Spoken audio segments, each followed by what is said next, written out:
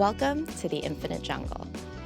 On today's show, I'm going to be summarizing all core developers consensus call number 136, ACDC 136, where it was a pretty uneventful call, so developers did not make very substantial decisions on the call, but there were some pretty funny and interesting tidbits from the call this week that I will be talking about on today's show. Before we get started with the show, I wanted to give a quick programming note. There will be no Infinite Jungle episodes published next week. Next week is the week of July 4th. It'll be a holiday here in the U.S., so we're going to take a little bit of a break. There will still be an Infinite Jungle episode for tomorrow. I do an interview with an old colleague and a good friend, Saul Kadir, who is the co-founder and CEO of Bullpen. So you can still look forward to an episode of Infinite Jungle tomorrow. But for your awareness to my dear listeners, next week there will be no Infinite Jungle episodes. And happy 4th of July to everybody who observes. So before we get started with the show, here is a quick show disclaimer. I need to remind you to please refer to the disclaimer linked in the podcast show notes and note that none of the information in this podcast constitutes investment advice, an offer, recommendation, or solicitation by Galaxy Digital or any of its affiliates to buy or sell any securities. All right, so the latest all-core developers call was quite the uneventful one. Developers shared some quick updates about how they're progressing with the Pectra upgrade. This is the upgrade that developers have jam-packed quite a few code changes into and are now aggressively working towards trying to implement all of them. Developers shared that Pectra Devnet 1, the next testnet, activating all of the code changes in a very controlled, closed environment for developers to see how these code changes interact with one another and how they perform.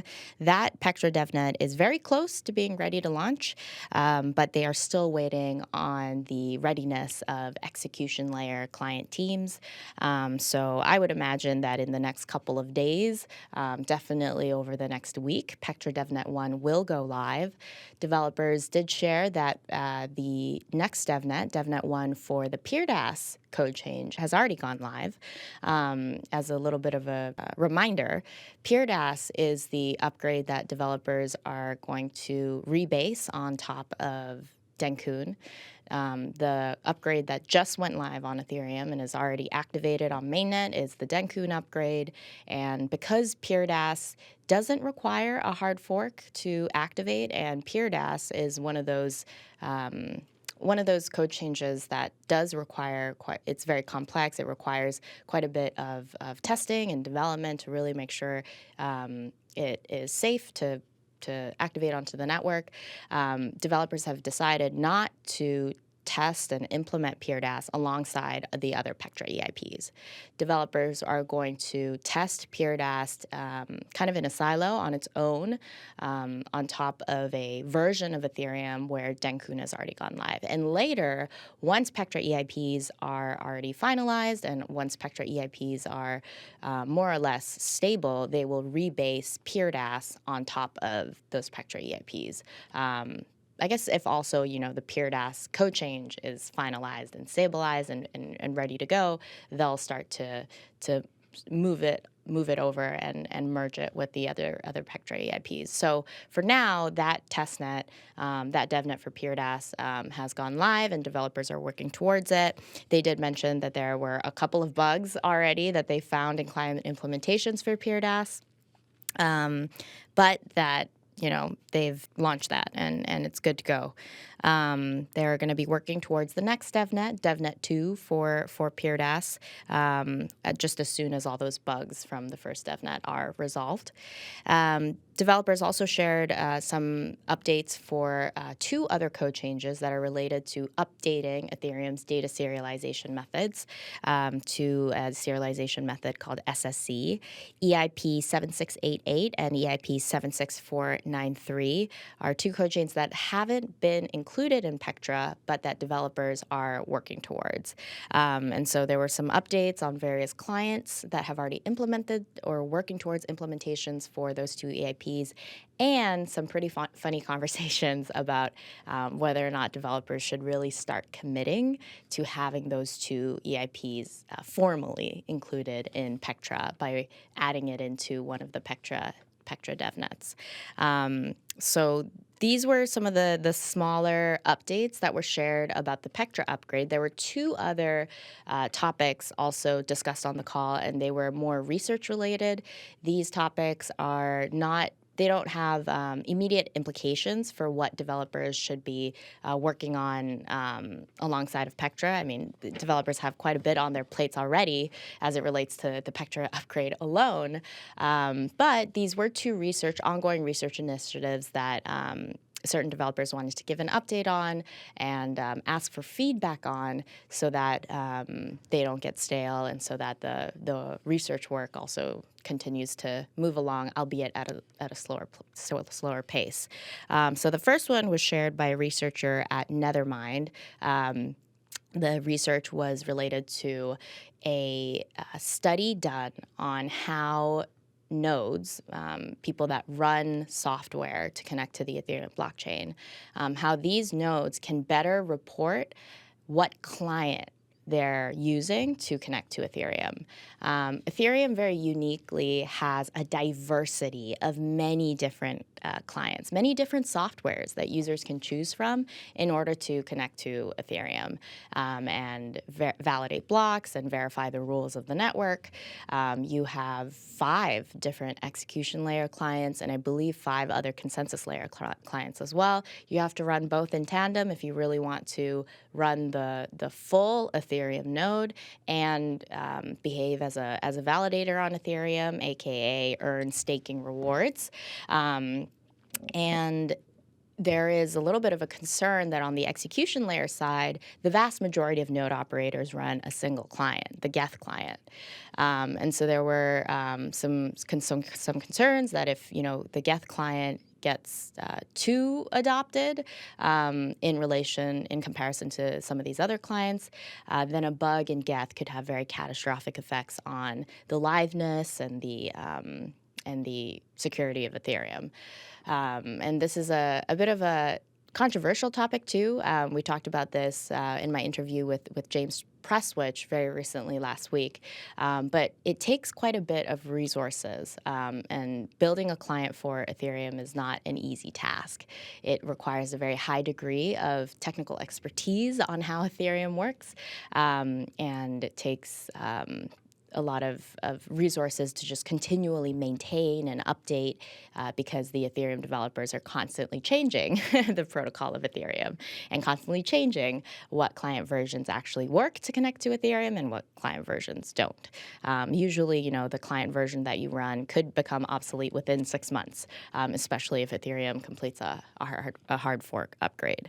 So the Nethermind team had received a grant from the Ethereum Foundation to be able to study and do work on how nodes can better report what clients they're operating. A lot of the data that we have on the majority of Geth, on the percentage of node operators that run Geth, is based on self-reporting, on major node operators choosing to declare to the public, I run this percentage, this many Geth nodes, and then I run a few nodes using, the Nethermind client or some other client. And this isn't always the most accurate or the most sustainable way to get information about what clients are being run.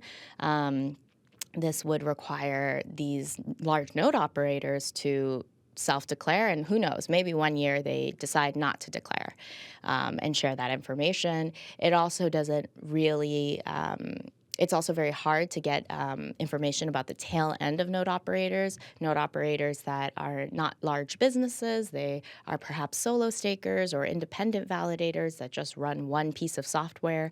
It is very difficult to get information about what kind of software they're running if there's really no formalized process in which that data can be shared. So the Nethermind team shared 3 different approaches to be able to get that data for node operators operators to be able to share that data, and they evaluated each of these approaches based on how the node operator can keep their technology, their hardware, other details about their operations completely private and anonymous. And one of the solutions that had been shared, that had been further looked into by the Nethermind team, is this idea of perhaps the information about a client can be included in the graffiti field of a block. Node operators that propose blocks, validators that propose blocks on Ethereum, as they're proposing, they can include a little bit more information about their client in the block that they propose to the network and they get rewards from. But this approach is very bad for node operator privacy because it's very difficult to try and anonymize then who the proposer was and the information. And the information that they include in that graffiti block will, of course, be linked to the node operator that proposed it. So it's a little bit hard to keep certain information about the node operator anonymous, and there were different kind of approaches that would allow validators to aggregate that information and finally be able to see, what percentage of the network is running Geth versus other types of clients in a more aggregated fashion. So the research for that is actually linked in the call notes, and the Nethermind team did request more feedback and more comments on it from the Ethereum community. So if you're interested in diving a little bit deeper onto those three approaches, I'd recommend clicking on the detailed show notes, the detailed summary that's linked in the show notes, and it has all of that information about the study. The second research item that was shared on the call was shared by Peter. He's a Geth developer, a very long-time Geth developer. And back last year, in November 2023, he shared this kind of new idea for making Ethereum more resilient, even if Geth continues to be the majority client that's operated on Ethereum. So even if there's a catastrophic bug in Geth that impacts 60 or 70% of Ethereum nodes and takes it down, is there a way to kind of prevent the ensuing kind of pandemonium that would happen on the network? And there are two different flavors of what could really happen. First, Ethereum could experience just a bit of delayed block production. There could be a bit of downtime when transactions that are included in a block, a validator just fails to be able to include those transactions and propose the block ultimately, which means that the chain gets stalled, the networks get stalled, and transactions aren't finalized for a period of time. Now, that problem is not really the problem that Peter is trying to really solve for with the solution that he has been testing. He's really trying to solve for the problem of if a bug in Geth makes it so that 60% of validators produce invalid blocks. They produce a series of blocks that are built using maybe a slightly different rule. And it makes it so that these validators get split off, forked off, and separated from blocks produced by the rest of the network. The other, we say 40% of validators, for example, that are running other clients. And it creates this chain split, a continued chain split. And somehow developers would then have to figure out a way to bring back the histories of Ethereum together. They'd have to choose, maybe those 60% of validators lose.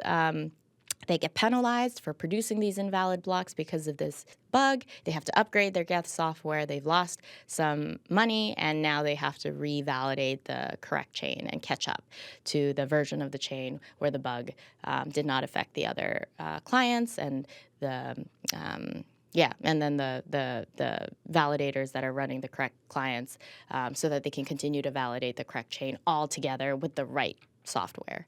So as you can see, there's actually quite some, there's some issues that arise when you have client diversity. As wonderful as that term kind of sounds from initially, like when you just hear that word, like, oh, client diversity, having a multitude of clients, that sounds great. There are some bits of of weaknesses that client diversity can present to the network, and some thought experiments of what happens if there is a pretty equal split between different clients. What happens if two-thirds or like certain amount of clients gets kicked off the network, and how do they get back onto the network? How do they get back onto the correct chain? And will the Ethereum community be okay with a very large percentage of validators losing their money? So these are all kind of questions that Peter had shared in his initial post back in November. And in that post, he outlined this idea of, well, what if node operators could opt in to verifying their blocks with not just one client, but multiple. So this was a very different idea from requiring node operators to run multiple clients. So instead of running a full Geth node and a full Reth node and a full Aragon node, and in that way, decreasing the likelihood that you get caught up in a chain split, or one of the bugs of these clients starts impacting your revenues as a validator and staking node operator. What if you could have it so that you just run one client, but you can cross-validate the blocks that you are proposing to the network with other clients. So if I'm a Geth node and I propose block, what if I could validate that block with a Nethermind client and with a Aragon client? And in the event that the verification fails and it shows that there's some discrepancies between that block and what was expected by some of these other client softwares, then you could automatically kind of prevent that validator from proposing the block. And so in that way, you could prevent instances where invalid blocks gets proposed to the network. So this is called execution layer cross-validation, EL cross-validation. And back in November, it was an idea, a theory of like, well, how would this look? And on the latest dev call, Peter shared that he and his team at Geth started to implement the idea in the Geth client, and they ran some benchmarking tests on it of how much latency that would add to running your node if you were to cross-validate it with other client versions. And he shared some pretty interesting numbers. He said, quote, it's about a 20% performance hit to block imports. He thought that was very cheap, that just the increase of 20% increase in block importing times was really not that much for the benefit that you could get for verifying these blocks. And he got quite a bit of questions, of course, from other developers about other benchmarking tests that would be very helpful, and also the complexity of trying to implement something like EL cross-validation, because that would require significant changes also to the engine API, which is a piece of software that allows the execution layer and the consensus layer to communicate with one another. And so these were all very preliminary questions about the real concrete details behind the implementation that Peter and his team have been working on for the last couple months. And really the takeaway was that developers will continue to explore this idea. But there was quite a few developers on the call also that kind of expressed their concerns about putting all of their resources into really making EL cross validation a reality on Ethereum, especially when developers are working on several other changes to the engine API for the Pectra upgrade, and there are certain developers also working on upgrades after Pectra, like the Verkle code changes that are coming up, and this not being really like the highest priority on developers' minds. So two interesting research initiatives that I'm sure we will hear about on future calls, but there weren't really concrete takeaways, I would say, for there weren't that many concrete takeaways for what developers needed to decide on right then and there. A few decisions that I will highlight kind of in the last couple minutes of the show, though, about what to expect from Pectra. So we heard some of these minor updates on how Pectra code changes are developing, and of course the next the next real milestone to be looking out for is Pectra Devnet 2 and PeerDAS Devnet 2.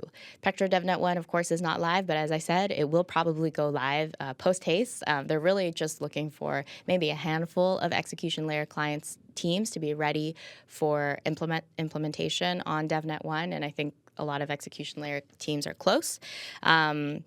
And also the spec changes, like how much the code changed really from DevNet 0 to DevNet 1, I don't think was all that big. But for DevNet 2, a lot of major questions, there's a lot of major things to watch out for and stay tuned for. So for Pectra Devnet 2, one of the things is around EIP 7702. This is the code change that's supposed to help the usability of Ethereum, especially as it relates to the flexibility of user-owned accounts, EOAs on Ethereum. And developers haven't figured out the revocation mechanism for this EIP. So one big question is whether or not developers will have finalized that EIP and finalized those details for EIP 7702 in time for testing on DevNet. In time for testing on DevNet 2. And the second one, of course, is SSC, those EIPs that developers are continuing to implement that will impact the serialization, that will create improvements to the serialization method of Ethereum right now. Will those EIPs get included into DevNet 2? Because there are certain developers that really want it in. But of course, there are others that say Pectra is already big enough as it is. So that will be another area of decision-making that developers did not get to on this call, but will have to get to in the near future. And then finally, another kind of major code change that developers that have already agreed to include into Pectra, but haven't included into a DevNet yet is EOF. Will EOF EIPs get included into DevNet 2? I think that's another kind of big area of questioning that developers, a line of questioning that I think developers will have to come to terms with for DevNet 2 and the launch of DevNet 2. So lots of changing scope, I would say, for the upgrade as we move along these DevNets. This is something that I shared quite a bit on these episodes before, but that because the scope of Pectra is so large, developers aren't able to test everything all at once, and what will eventually make it into Pectra, to figure out what will eventually make it into Pectra and what will perhaps be split out into a separate hard fork, all of that depends on what gets into a DevNet and the testing progress that happens on DevNets. So important to continue to kind of follow along on the DevNet progress for these upgrades. And also really kind of important to follow along about the nature of these code changes.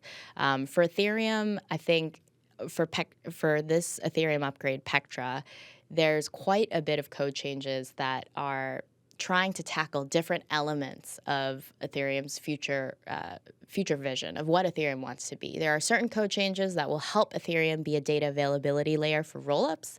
There are other code changes that will help Ethereum be a hospitable environment for smart contract developers, for execution layer focused code changes like EIP 7702. And then there's a bunch of other upgrades that are really focused on making Ethereum more resilient and more secure, and more decentralized as well. But there are different competing priorities, I think, and a lot of these priorities, developers are trying to implement it all at once in Pectra. But it's clear that they will have to prioritize some over others in the process of scoping out this upgrade. So I think that's another kind of big area of the Pectra development to keep watching out for, of how priorities behind these code changes change, and how perhaps certain developments in the Ethereum ecosystem itself will push and give greater support for certain upgrades being implemented ahead of others. So yes, lots to keep thinking about and lots to keep watching out for as it relates to Pectra upgrade development. I will be back for another summary of the Ethereum dev call in 2 weeks. Developers will still have their regular ACDE call next week, but I will not be covering that one. I will cover the next one after that. So thank you so much for listening to another episode of The Infinite Jungle. I hope you learned something new about Ethereum, and I hope you will join me again for another episode in the future. I am signing off from New York City, the concrete jungle. In your explorations of the infinite jungle that is Ethereum, stay safe out there.